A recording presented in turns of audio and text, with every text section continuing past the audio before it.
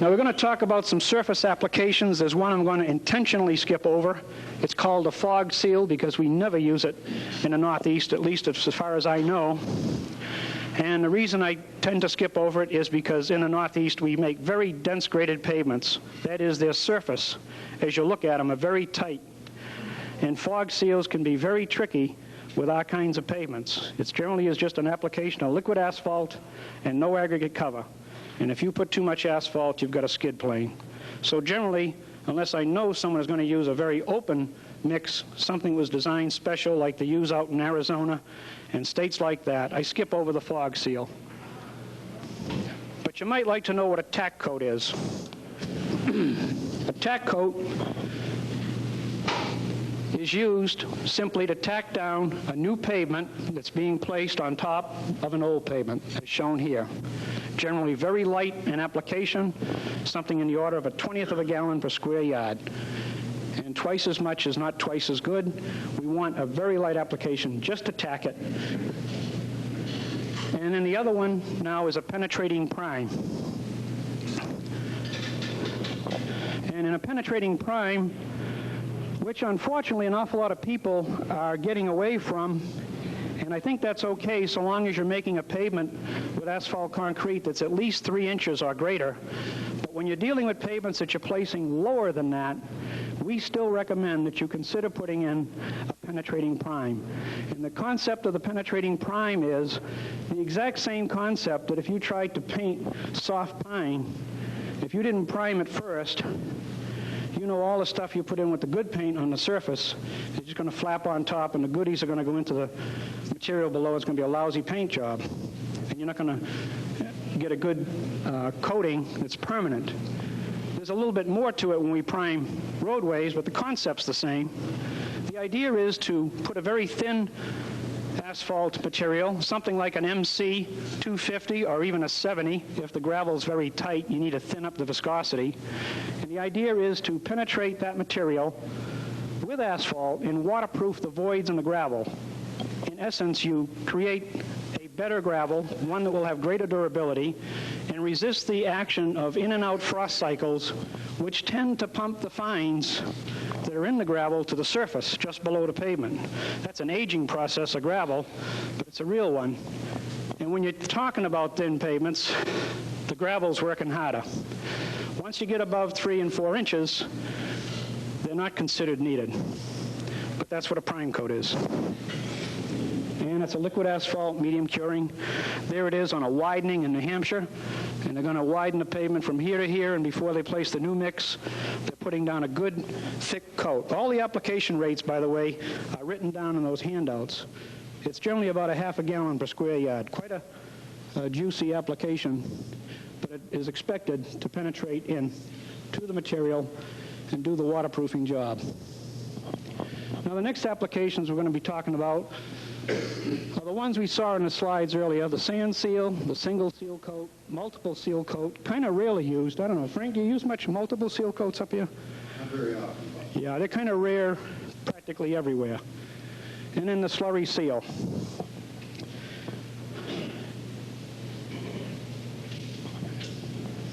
And we get back to our presentation, and we'll take off first with the one on the far right, which is the sand seal. In sand sealing, the concept is to put a very relatively thin application of asphalt, about 0.25 of a gallon per square yard of MC, medium curing material, not rapid cure with a sand seal, because we want time for that very thin material, 250 or 800 in the hot summertime, a little heavier, to have time to get into the cracks that you see in the slide there. Normally we get critical if we don't see within each other the distributor and the spreader, but with a sand seal you can tolerate a little bit of time. And the idea is to let the asphalt seal the cracks on these low volume roads. That's a 100 vehicle per day road in Rye, New Hampshire. And then immediately after, you blanket as close as possible with a layer of sand, generally about 25 pounds per square yard. Total consummate thickness is probably in the order of 1/4 of an inch. We We recommend that you use a rubber-tired roller for the reason you see here, that it can conform to the configuration of the road and do a better job of rolling. Steel wheel rollers tend to get hung up on the high points. And after it's all done, it looks like they've created a dusty road, and unfortunately that's one disadvantage of a sand seal. It is dusty for about a week or so, until the traffic gets to it, and as they do, they gradually work that asphalt up to the surface. The excess sand goes to the right and to the left, and a good, diligent highway superintendent comes and picks it up so it doesn't create a drainage problem. And there you go. That's taken on a rainy day, by the way.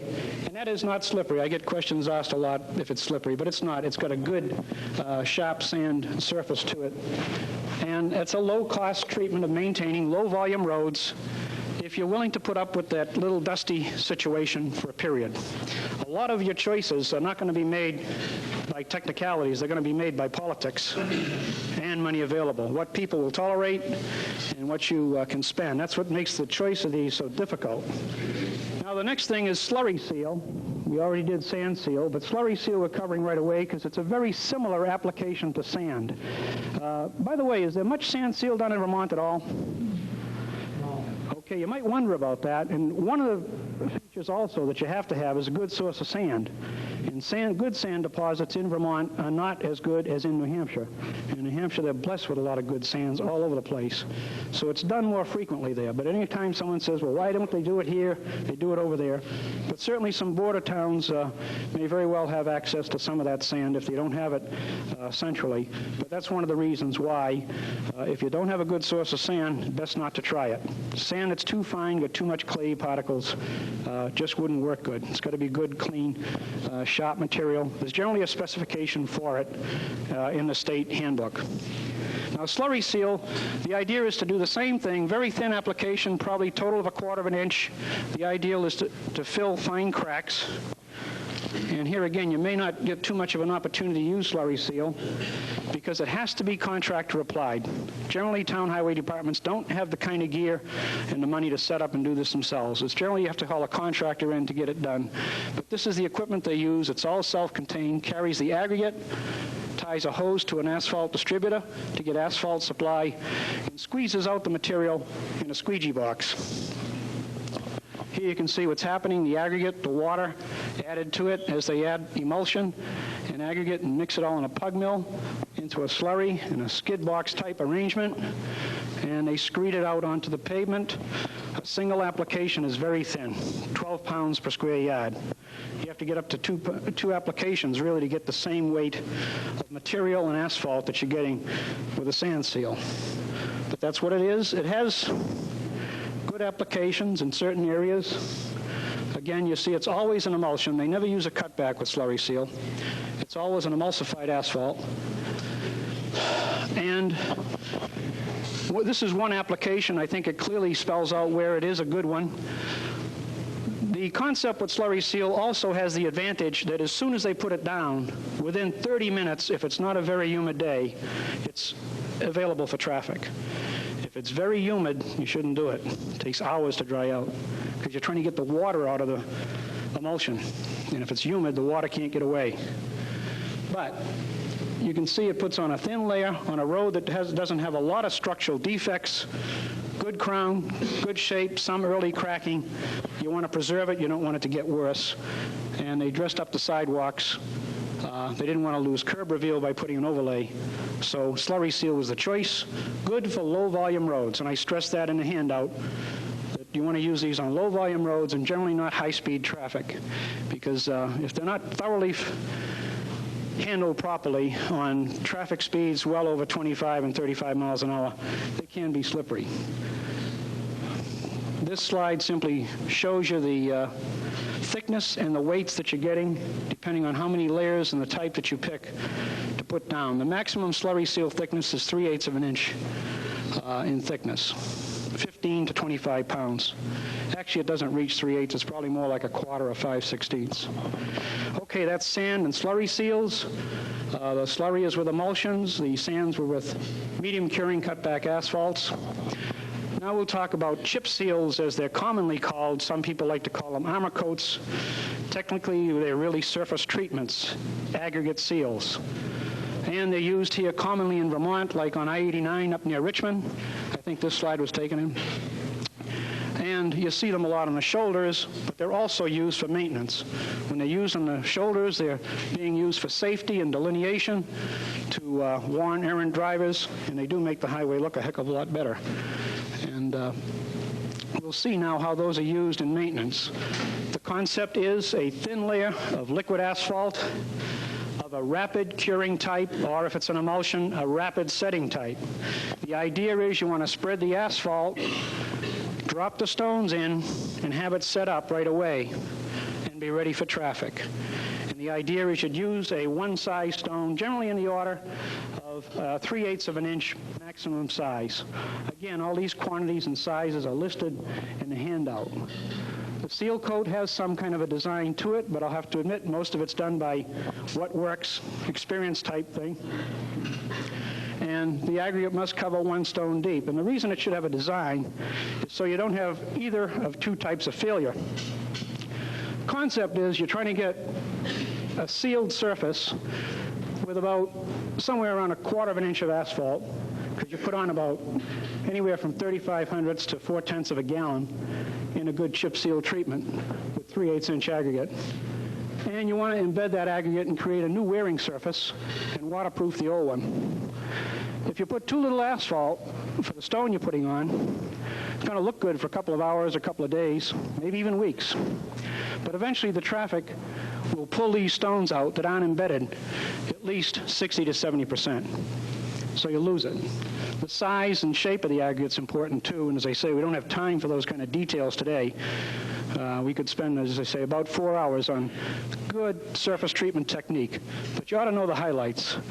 If, on the other hand, you try to correct and you say, well, I'll over-asphalt it, make sure I got enough, then you put your stones down, the traffic will beat the stones in, and you'll end up with flushed areas in the wheel parts, creating a very slippery condition. So there is some design to it. If you don't follow a design procedure, you should at least follow what appears to be good experience, a good match of the asphalt that they're selecting and the aggregate they're using. Again, how long will a seal coat last? We saw plenty of slides that tell us it's going to be the condition of the surface, it's going to be the materials.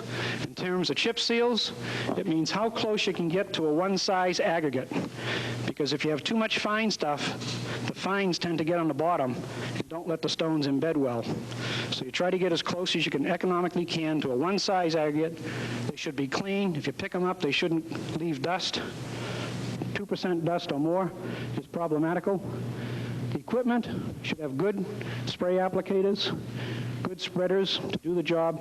We'll see why in a minute. And of course, the application technique. If you're out there in the middle of October and you got an overcoat on to stay warm, I'd say your technique's off.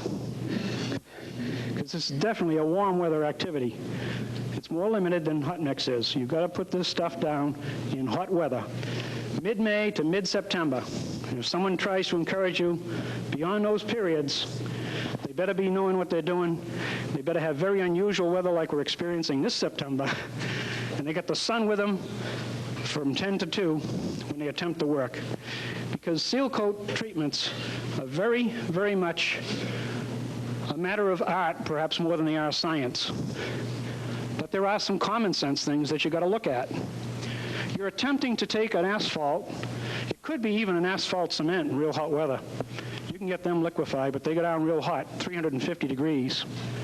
And you're attempting to put it on a road, which may be, in the hot summertime, probably 100 degrees, but in the fall, probably only 60. And immediately, that thick viscosity material, be it an asphalt cement or a heavy RC or a heavy rapid set emulsion, starts to immediately cool because you're placing it so thin, and it assumes the temperature of the pavement. Now, the idea is to get the stones in before it cools too much. So on a good surface treatment job, you have to have that spreader right inside of that distributor and not too far down the road. That's the concept, and that's why technique is important. We won't spend too much time on this. As I say, it would be better to go into detail in a 4-hour session. We use this on roads that start to show that they're going to hold water and they're going to start to be needing some kind of patching in order to keep the water out. Matching the amount of asphalt very well so that you don't have a lot of chip stones in the shoulder. After you're done, we recommend just the right amount. Try to get the match perfect. Match the amount of stone to the amount of asphalt. Again, about 3/10 of a gallon of asphalt, about 35 pounds of stone. Varies with the size of the stone. You go to a smaller size stone, you'd use less asphalt naturally. The best kind of spreaders are the self-propelled spreaders because they can keep moving down the road without any interruption. So they can follow a chip seal job much easier than the tailgate spreaders, but very skilled crews on good tailgate spreaders can do the same thing. It's just that they have to know their job and they have to act like a precision drill team when you see them working. And what they do is they run the truck out, drop the tailgate spreader off, and immediately another truck comes in, hooks it up, and he takes off down the road. You have to be very safety conscious with those too. We recommend that you immediately after chipping roll again with the pneumatic tire roller, 60 psi, 12-ton minimum. It's a little impractical sometimes. A lot of highway departments don't have them, so we recommend that the truck tires try to traverse the job best possible, spreading their lane as they go down, so that they, in effect, do the job the rubber tire roller is not doing. Now, this is in Stratford, Vermont. I took these about 3 years ago, and what will strike you about a good surface treatment job, I don't want to say it looks like a 3-ring circus. I'd rather say it looks more like a precision drill team, but if you didn't know what was going on, maybe you would say it looks like a 3-ring circus. But a real good drill team doing a good chip seal really is a very active, interesting thing to watch. They need plenty of trucks. I think Frank will be talking later about trying to make sure you got enough trucks, maybe by sharing, that kind of thing, or working out some kind of cooperative arrangement. But the key is that you've got plenty of trucks. Getting back to technique, you make sure that the asphalt is at the right temperature, otherwise the viscosity won't spray it uniformly across the road, and you would be looking at other problems. And you get the guy going down the road. In this case, it happens to be a medium curing, a rapid curing, 3,000 grade, very heavy grade, almost an asphalt cement, but it was hot summertime, so you could tolerate one this thick. And all your trucks and your rigs and your rollers right behind it as soon as you go down the road. And some good tailgate operators dropping the gate as soon as the truck is empty and getting ready to pick up on the other one right away. And the best foreman constantly keeps an eye on how far ahead that distributor is, because as I mentioned before, if you let that asphalt, which is very thick and viscous, in this case 3,000 grade, almost like asphalt cement, if that sets up, you may drop the stones in it, and it may look good for a couple of days. But if it sets up, it never took, because it loses its stickiness as it gets cooler. It gets firm and brittle, and as soon as it drops below about 150 degrees, it just isn't that tacky anymore, and it will refuse to hold a stone. So technique is important, and these were excellent slides. I use these for college students, show them how it should be done, and as you can see, that operation is very complex, needs split timing. You don't need someone wandering down the road. So remember, traffic control is important in any one of these applications we're talking about today. And informing the public that what you're doing with liquid treatments, to me, is the key to the success of whether or not you're going to use them. If you just go out there and do it and you figure, well, they get stuck in their driveway, that's their problem. It's a good way to do one or two things. Get yourself looking for another job, or you're going to end using treatments that are economical.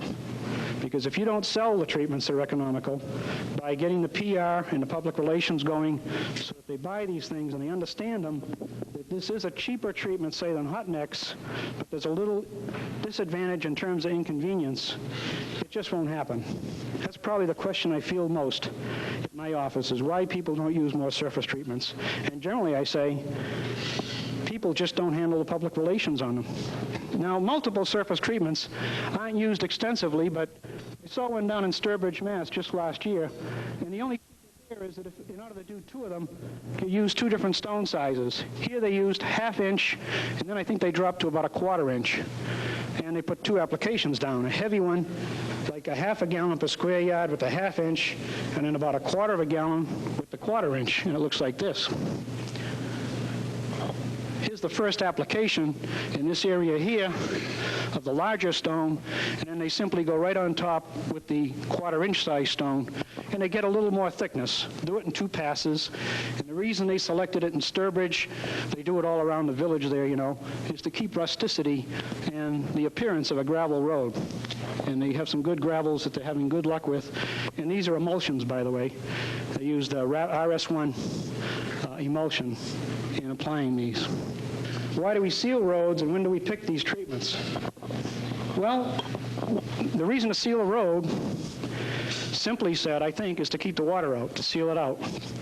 And you got to observe that by experience before it gets real bad like this, and look for the road. Best time is in the springtime, and look after that rainy, wet spring weather, and watch your roads that hold the water the most. The ones that stay damp the longest are holding water. And water and traffic together is what's going to unravel the pavement.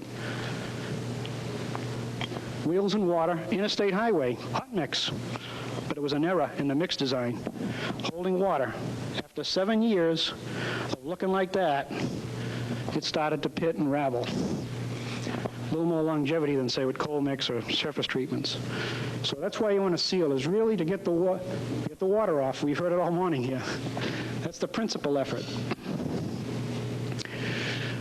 Making the decision which one to use is not easy, I'll have to admit. And you're going to have to lean on your district highway administrators and some folks with some experience on what you use in each case. Because I don't think anyone can just look at a slideshow like this and then tomorrow go out there and start making easy choices out of the matter. It's difficult for us. And you're also balancing budgets. So sometimes you're not going to do something technically correct, but you're going to put out a fire, as we put it, in a holding action, keep something for 2 or 3 years and seal it, even though it may not be the right application. And you have to have the courage to do that and explain it to your public sometime, that, yeah, I did it, I knew it was wrong, but if I didn't do it, I'd be out there with 6 loads of hot mix pothole patching, and I figured this would be better. The longevity, I detailed out in the papers. Basically, it boils down to the condition of the road that you're going to put it on, the selection of the surface treatment you're using, and more than anything else probably is the traffic and the drainage. What kind of traffic is going to be in this road, and what are the drainage characteristics? And the drainage is the big one. I won't belabor that because we did that this morning. But when they start to show they're drying out and they're cracking, and yet not failing, but when they're starting to have some wholesale integrity, but some weak spots that have got to be patched, you ought to patch them and seal them. And again, don't wait, as Lynn Irwin showed, until it becomes a sea of potholes looking for a road. That one should have been sealed a long time ago. That road was 50 years old. It's in my hometown, and they finally overlaid it this year. But 50 years without any kind of treatment except pothole patching when it occurred. A simple overlay or a surface treatment would have got another 25 on it anyway, because it was a fairly thick pavement. It was a macadam. Now to answer your question again a little more in detail, to highlight a point here about technique, the condition of the road. These are thin treatments. We're applying a fairly thin but somewhat viscous material, and we want it to lay uniformly on the road. The quality of the job is only going to be as good as that surface underneath. Really. You've got to tolerate some worse than this, no question. But to make the point, that's the key to how good and how long the surface treatment will last. If you don't have it, you probably better get into blade mixing or fixing. Because if you think you're going to surface treat that with something thin and get much longevity out of it, more than 2 years, you're just kidding yourself. And that is throwing money down the drain. That's the wrong choice, to just seal that without some preliminary work. No question, you need some blade mix, maybe even take the grater and just grind that up and re-level it right in place. Chances are it was some liquid stuff, and it generally can be done easily with old liquid mix because it's not brittle. It's generally easy to use. Another feature is the total function of the road that you want to think about. You want to think about replacing the crown so you get the better drainage. And something a lot of folks don't even think about is how much money they can save on easier salting and sanding and clearing operations. You talk about trying to clear that kind of a road, you're going to go back a lot of times during the winter to get that free of ice. Whereas if you got a crown, once you shoot the salt down the middle, it does the work for you, the traffic will work it in. And it's tremendously different in terms of overall maintenance. This is a slurry seal. It's only 1 year old. Now, the thing you can see about this is the flat area where they took no time at all to patch or blade or grade and try to restore the crown. They just left it flat, it ponded water, and that's the longevity of it right there. But further up, the crown of the road was pretty good. They had a few pothole patches they patched, but simply the difference between the crown and the draining made the difference. That's still there now after about 3 years, a thin slurry seal. So this drainage thing really can't be emphasized too much. I think the boys this morning did it very well. Just one point you've got to remember is if you don't maintain those ditches, is when snow time does come, your gutters move from here to here, and then you've got the water right in the wheel parts, right where the stress is, and that really accelerates the damage. And clearly, any road that has rutting greater than 1/2 to 3/4 of an inch, really you should consider blade grading first in the wheel parts. Get that built up. The weaknesses are always in the shoulder. Obviously, this whole base platform is weak. You can see the undulations in that, and that whole thing probably ought to be rebuilt. Rutting is the most direct form of measuring the strength of a pavement. If it ruts heavily, it obviously just doesn't have the base to carry it. But blade grading, skid box patching, paver, leveling, wedging, shimming, they're practically all the same thing, and they practically all do the same thing. And they restore the crown of the road, they fill in the ruts, and rearrange the drainage characteristics back to what is desirable. I do caution against too much crown. You know, I don't want to overdo crown because you can have a situation where you have too much crown, and then in slippery weather you might get a little fishtailing if you have too steep a crown. There are good guidelines available on that, and again, if you're in doubt, use a district administrator's advice on a particular condition. But the idea is to get the water off the pavement and then give something for the surface treatment to work on. So this is grader patching. This is up in New Hampshire, in Rye, I guess. And here they're just coming along and selectively, by eye, or string line maybe, generally by eye, these guys get pretty experienced at it. And they pick out the swales, and they level them up, and then that's the final surface treatment job on that street.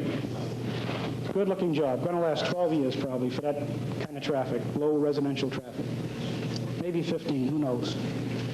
On thick pavements, thicker than what you see on rural roads, I'm talking 3-4 inches plus. If they crack, we recommend individual sealing of the cracks and patch things selectively like around a manhole. And sometimes when you're really caught short with money, just crack sealing and identifying the wet spots or the damp spots on the pavement that are taking water will do the job. You mix a little slurry and spot seal. Okay, now the big difference, and the final one we're going to talk about, which are also maintenance treatments, are hot mixes, placed either in thin layers or thick layers. And they use an asphalt cement, and the scenario goes like this. It's a much more thoroughly controlled, it's the highest form of paving.